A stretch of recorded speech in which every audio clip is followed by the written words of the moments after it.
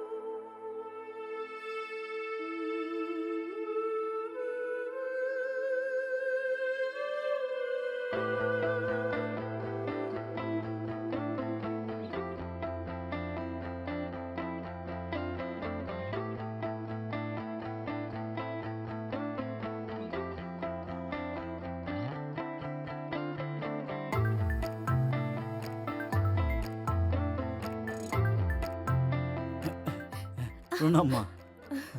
বেঁচে থাক। কেমন আছো মা? ও হলো কাজল, আমার কলেজের বন্ধু। আমি ওকে খুব ভালোবাসি আর বিয়েও করতে চাই ওকে। বিয়ে? হ্যাঁ দেখ তো, আমিও এখানেই কথা শুরু করে দিলাম। চল না, ভেতরে চল। হ্যাঁ হ্যাঁ মা, চলো চলো, আমরা আসছি জিনিসপত্র নিয়ে। একটু খানিকক্ষণ বাইরে থাকি। তবে মা, বাবা কোথায়? আছে কোথাও। তোরা এখানেই বস, আমি এক্ষুনি আসছি। হ্যাঁ। ফুলবা, জানি না কোন চলে গেছে।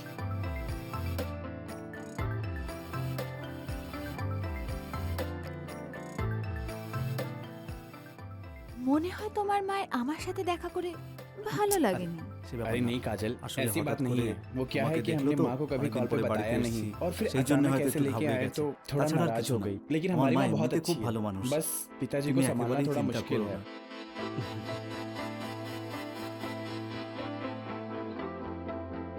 তবে বাইরের ওয়েদার কিন্তু খুব ভালো। হুম। বসো মা।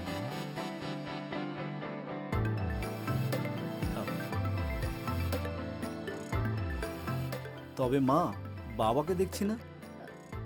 হবে কোথাও, চলে আসবে।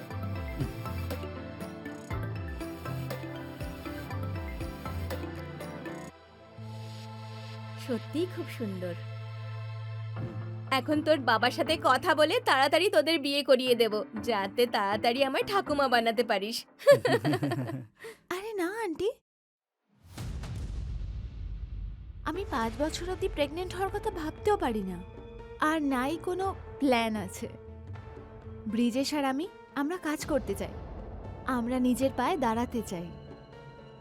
আর এটা আমরা দুজনে মিলে ঠিক করেছি। এই অসভ্য মেয়ে!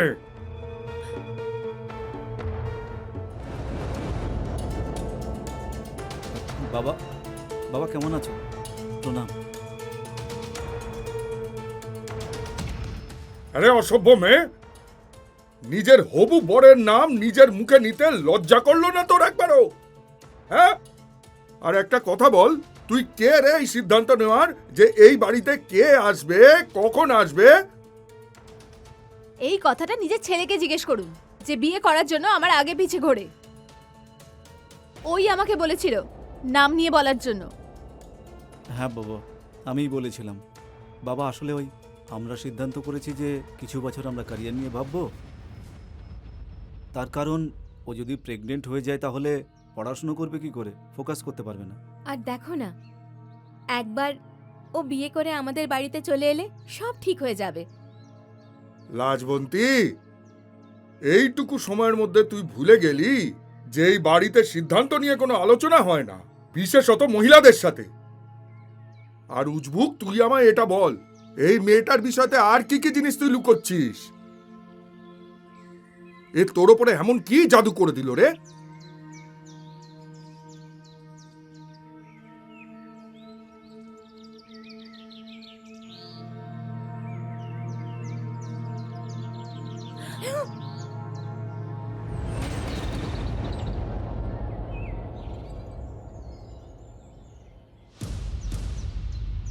আমার তো এটা মনে হচ্ছে যে এই মেয়েটা না বাচ্চার জন্মই দিতে পারবে না। What the hell? How dare you? আমি এসব সহ্য করতে পারবো না ব্রিজেশ। যেখানে মেয়েদের সম্মান করা হয় না, আমি সেখানে থাকতে পারবো না। আমি যাচ্ছি। না না, আরে কাজল, আমার কথা শোনো, আমি ওনার হয়ে তোমার কাছে ক্ষমা চেয়ে নিচ্ছি।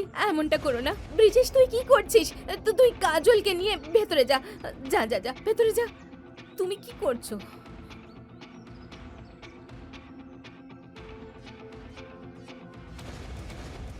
দেখলে কিরম অসভ্য মেয়ে ছেলে, না জামা কাপড় ঠিকঠাক পরতে জানে, না সম্মান দিতে জানে, আর স্বপ্ন দেখছে এই বাড়ির বৌমা হবে। তুমি একটু শান্ত হও। আরে বেকার শান্ত। এরকম জামা কাপড় পরে গ্রামে বেরোলে আমাদের কতটা অপমান হবে, কাউকে মুখ দেখাতে পারবো না আমরা। আরে শহরের মেয়ে, গ্রামগঞ্জের ব্যাপারে ও কিচ্ছু জানে না।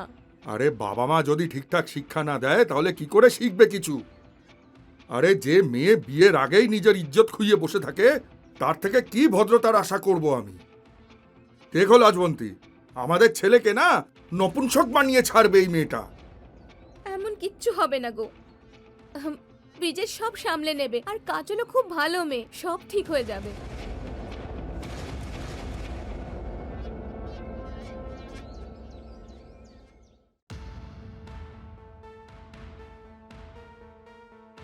আরে তুমি বুঝতে পারছো না কেন? এরকমটা হয় না গো। এই বাবা অনেক পুরনো ভাবধারার লোক, খুব তাড়াতাড়ি রেগে ওঠেন উনি। তোমার বাবা এত অসভ্য কি করে হতে পারেন? আরে উনি একেবারেই এরকম নন। তাছাড়া কলে তোমার ব্যাপারে কখনো বলিনি। হঠাৎ করে যখন তোমাকে দেখলেন তখন একটু রাগ করবেন তো, পরে উনি সব কিছু মেনে নেবেন। তুমি দেখো, বোঝার চেষ্টা করো। যদি আবার অসভ্যতামি করেন তাহলে কিন্তু আমি 1 মিনিটও দাঁড়াবো না। আমি প্রমিস করছি বাবা সেরকম কিছুই করবেন না। একটু সময় দাও। আরে তুমি এখনো রেগে আছো? আরে মা, কয়েকদিনেরই তো ব্যাপার। আসলে এটা গ্রাম কি না, যতদিন এখানে আছো ওনার মতো করে চলো। এই জামা কাপড়গুলো এনেছি, এগুলোই পরো, ঠিক আছে? আর যখন শহরে চলে যাবে নিজের মতো করে চলো, কে বাধা দেবে? কারেক্ট। এখন রাগ করো না, গিয়ে আরাম করো, ক্লান্ত হয়ে গেছো। তাহলে চলো কাজল। চলো কাজল মানে? তুই নিজের ঘরে যা, আমি ওকে ভেতরের ঘরটা দিচ্ছি। ঠিক আছে মা। চলো মা।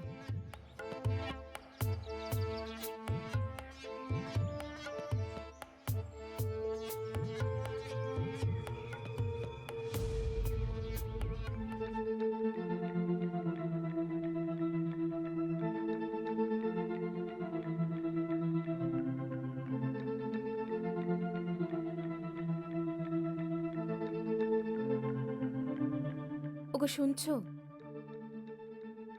আমি কি বলছিলাম যে ব্রিজেশ যতদিন এখানে আছে ফুলওয়ার থেকে একটু দূরে থাকো না। আসলে কি আমাদের ছেলে বড় হয়ে গেছে, জোয়ান হয়ে গেছে, আর কাজলই বা কি ভাববে? যদি তুই আমাকে ঠান্ডা করতে পারতিস তাহলে ওই ফুলওয়ার দরকারটা কি ছিল বলতো? এই বয়সেও এই কথা বলছো? ছি!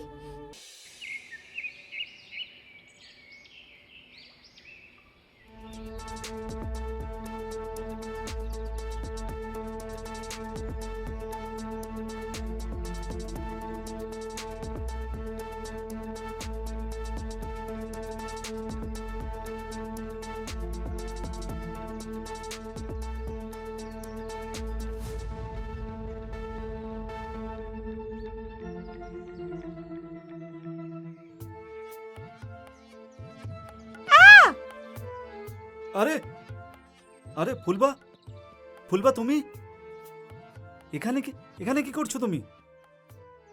নক করে আসতে হয় না? কি নক নক কি? আরে আমি বলছি যে দরজা ঠকঠক করে আসবে তো। যদি আমি ঘরে ঠকঠক করে আসতাম তাহলে এই দৃশ্যটা কি দেখতে পেতাম? তাছাড়া ছোট ঠাকুর, আপনি এখনো শোধরালেন না। ছোটবেলাও নাঙ্গু ঘুরতেন, এখনো নাঙ্গু হয়ে ঘুরে বেড়ান। দেখ ফুলবা, ছোটবেলার কথা বলে না এখন কোনো রকম লাভ নেই। তুই একটা কাজ কর, এখান থেকে বেরো। আর একটা কথা বল, তুই এখানে কি করছিস? আমি, ও বাবা অসুস্থ হয়ে গেছে না, সেই জন্য আমি এসেছি কাজ করতে। তুই কাজ করতে এসেছিস না, তাহলে সেটাই কর আর বেরো এখান থেকে। হ্যাঁ, আপনি আর আমাকে পাত্তা কেন দেবেন? আপনি নিয়ে এসছেন না ওই ফর্সা মেয়েটাকে। তাছাড়া আপনি কিন্তু আমাকে ঠকিয়েছেন ছোট ঠাকুর, অন্যায় করেছেন কি আপনি। বলছিস? ঠকিয়েছি?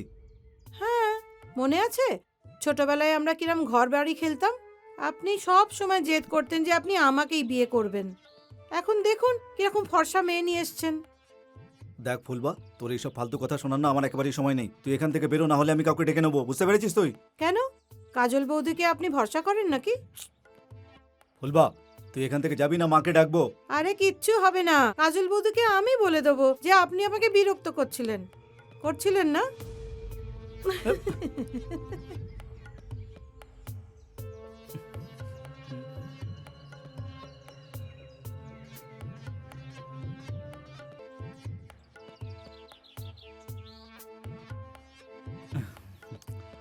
কাজল আর বাবা যদি এখানে না থাকতো না, তাহলে আজকে তোমাকে টিপে দিতাম।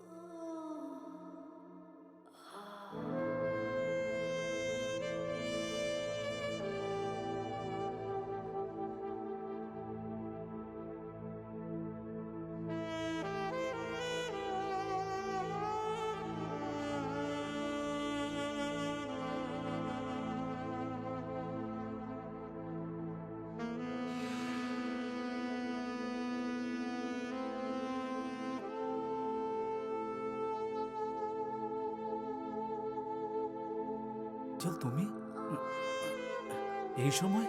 বলো আমাকে কেমন লাগছে? হুম,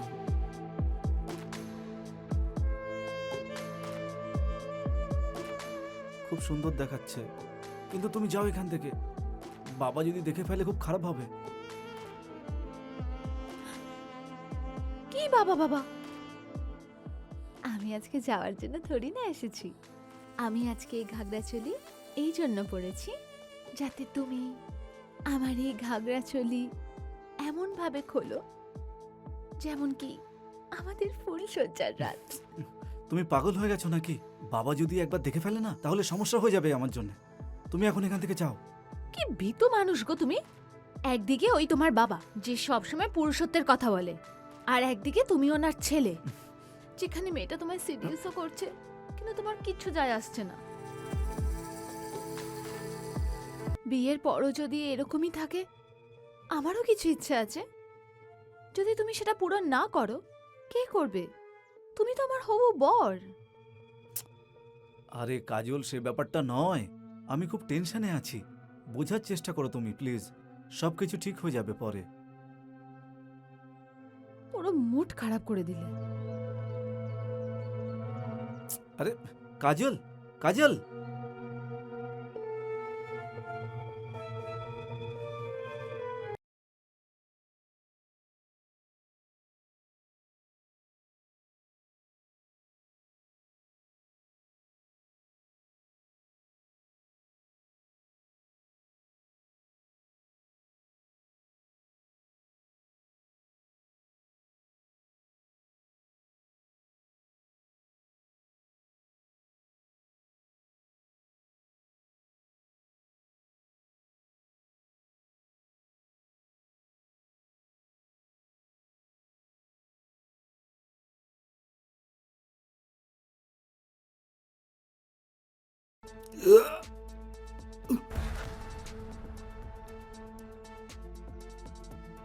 তুমি? হ্যাঁ, আমি।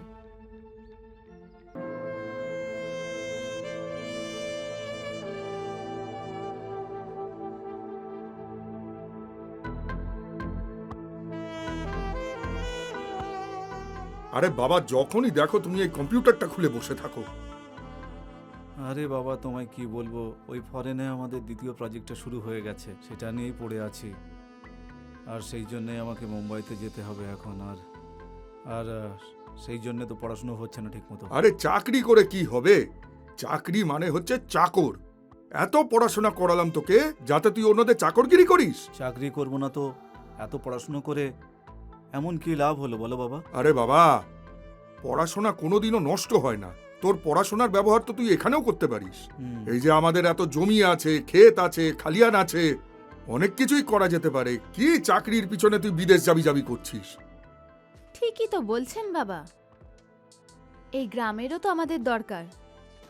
আমরা আমরা তো এই গ্রামে থেকেও বিজনেস করতে পারি। হুম, ঠিকই বলছো তুমি, কিন্তু যখন কোম্পানিতে জয়েন করেছি তো টার্গেট তো পূরণ করতেই হবে আমাকে, তাই না? ভেবে নে বাবা, আমার কথা শুনলে ফায়দা তোরই হবে। কি বলো কাজল? হ্যাঁ হ্যাঁ, অবশ্যই। আপনি যেটা বলছেন সেটাই ঠিক।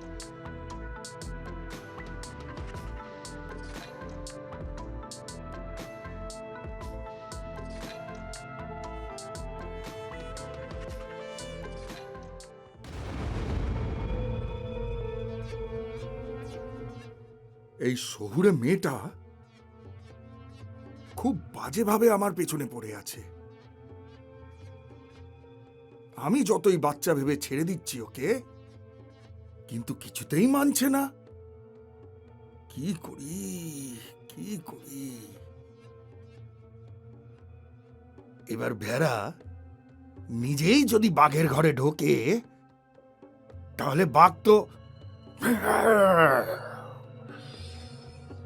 চিবিয়েই ফেলবে, তাই না?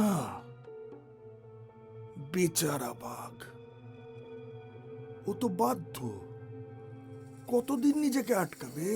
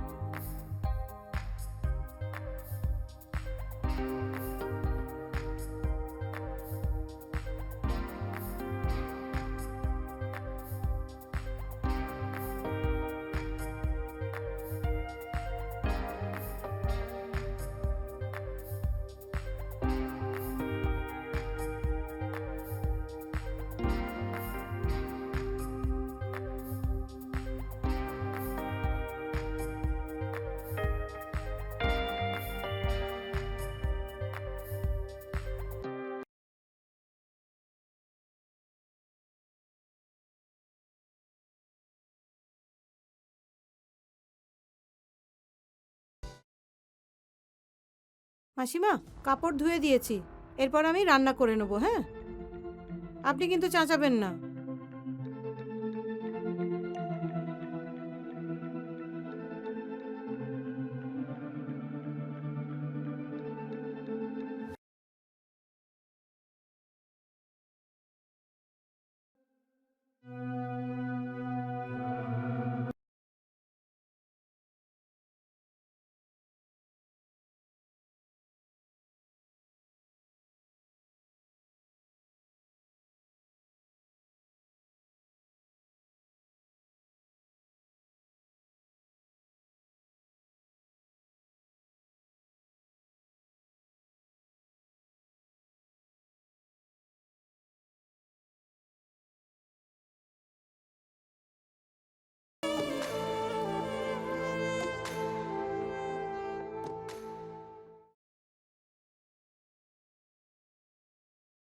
কি হয়েছে মা?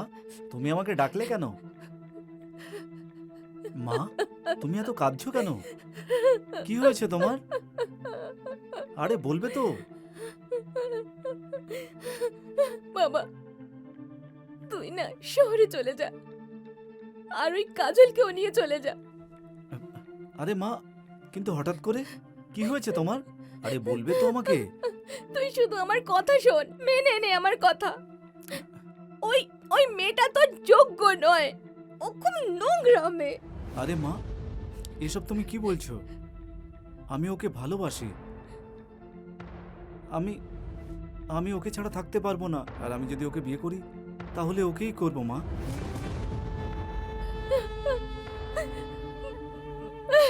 আমি এখন তোকে কিভাবে বোঝাবো? আমার তো বলতেও ঘৃণা করছে। আমি আমি নিজের চোখে দেখেছি ওই কাজলকে আর তোর বাবাকে একসঙ্গে। এইভাবে চলবে না ব্রিজেশ। তুমি তো স্যাটিসফাইড হয়ে গেছো, আমারও ইচ্ছে আছে। মনে হচ্ছে আমাকে কিছু ভাবতে হবে। তুমি পাগল হয়ে গেছো নাকি? নয়তো কি, বিয়ের পরও যদি তুমি এরকমই থাকে? আমারও ইচ্ছে আছে। যদি তুমি সেটা পূরণ না করতে পারো তো কে করবে?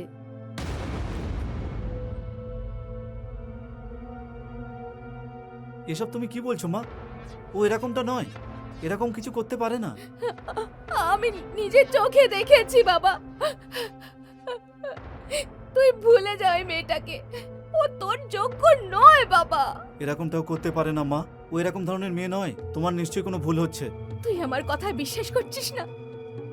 তো যা গিয়ে জিজ্ঞেস কর কাজলকেই যে সত্যি কি আর মিথ্যে কি।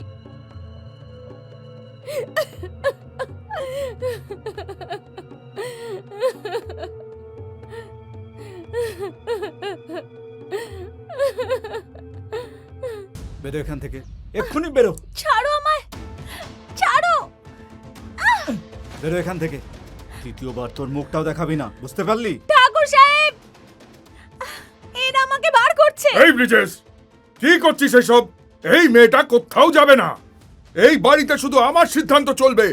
তাতে যার এখানে থাকার সে থাকবে, যে থাকবে না সে চলে যাবে। এত মিষ্টি একটা মেয়ে, একে বার করে দিচ্ছিস তুই? অসম্ভব। কিন্তু বাবা। কিন্তু টিন্তু কিচ্ছু নয়। এর কথায় কান দিস না মা। চ আমার সাথে চ।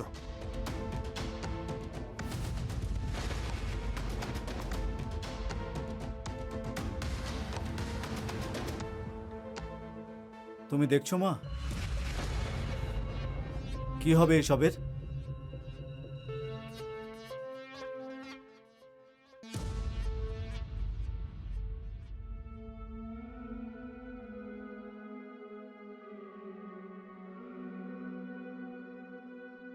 আরে ব্রিজেশ,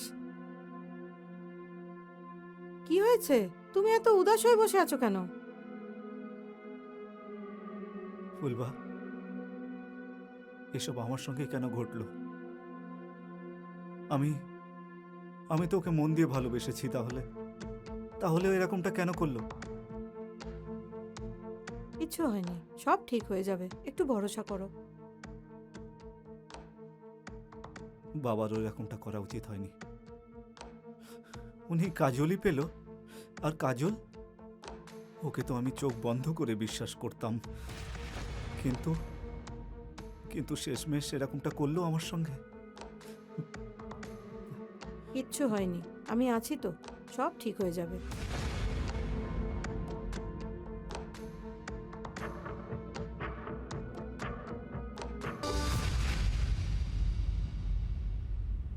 এবার এই দুজনকে পথ থেকে সরাতে হবে। সরি মা, এই সব কিছু আমার জন্য হচ্ছে। না বাবা, সব নটের গুরু হচ্ছে ওই তোর বাবা। শোন, বল। ও এখনো তোর বাবা, আর আমি এখনো ওর স্ত্রী। ওকে মেরে ফেললে ওর যা কিছু আছে সবকিছু আমাদেরই হবে, আর এই সব ঝামেলা থেকে মুক্তি পাবো। তুমি ঠিকই বলছো মা।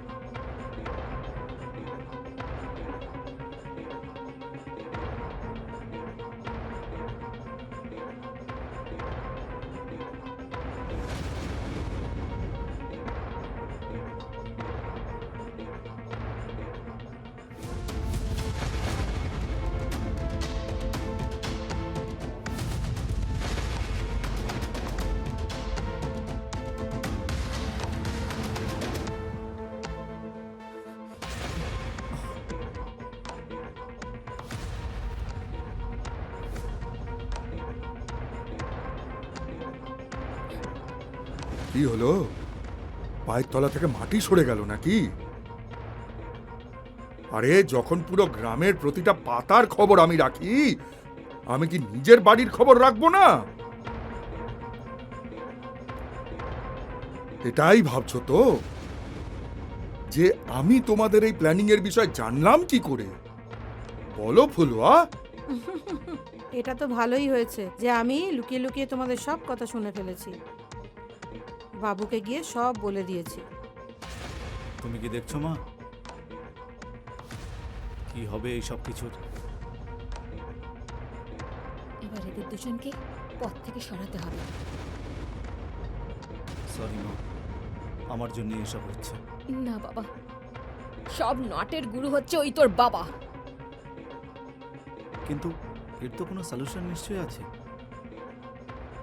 শোন, ও এখনো তোর বাবা, আর আমি এখনো ওর স্ত্রী। ওকে মেরে ফেললে ওর যা কিছু আছে সবকিছু আমাদেরই হবে, আর এই সব ঝামেলা থেকে মুক্তি পাবো। তুমি ঠিকই বলছো মা, আজকে রাত্রে ওই দুজনের কাজ আমি শেষ করব।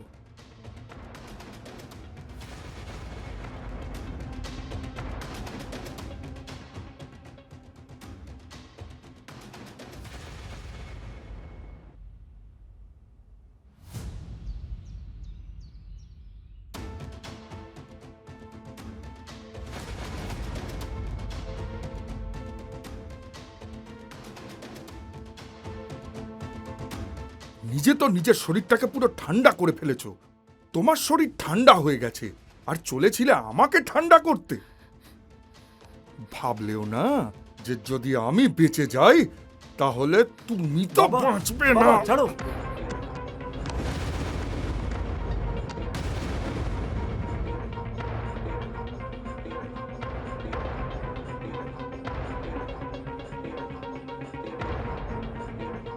এবার এর কি হবে? এ কেউ এবার না এর মায়ের কাছে। বাট! এবার একটা কাজ কর, মোড়ক হয়ে যা। ওইখানে গিয়ে চুপচাপ আধা ঘন্টা মোড়ক হয়ে বসে থাক। এখনো ভাবছিস?